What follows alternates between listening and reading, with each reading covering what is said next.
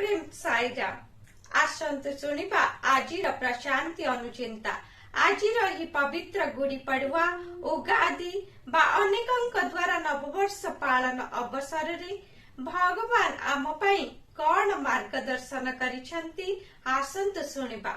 निज अंतर को देख एवं भगवान को अनुभव कर जे तुम हृदय भीतर अवस्थान करंती ताहा ही प्रकृत उगादी अनुभव कर जे भगवान सबुठारे अछंती।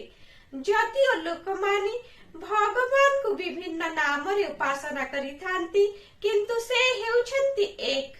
अनेक प्रकार मिष्टान्न अछि जेपरि गुलाब जामुन मैसूर पाक जिलाबी इत्यादि किंतु से सब भीतर थिबा चीनी हेउछि एक। लोकमानक नाम एवं रूप रे तफात थाई पारे किंतु समस्तक भीतर विद्यमान दिव्यत्व हेउछि समान।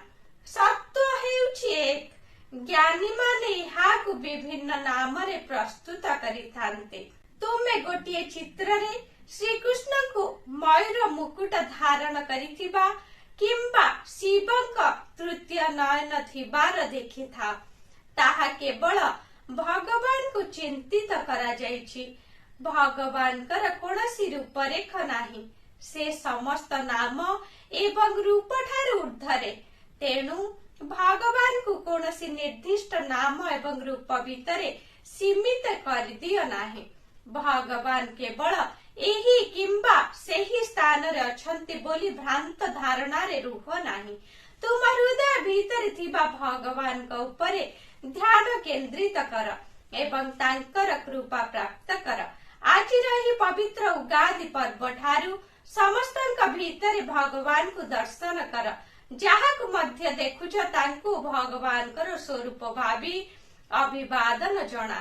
उक्त दिव्य संभाषण टी भगवान मार्च 16 तारीख 2010 मसीह सूचाई देथिले। कहिबार तात्पर्य स्वीकार कर जे तुमे माने समस्ते दिव्यत्वर प्रतिफलन अट।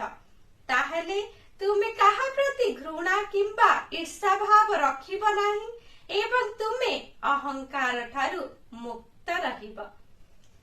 जय साईराम।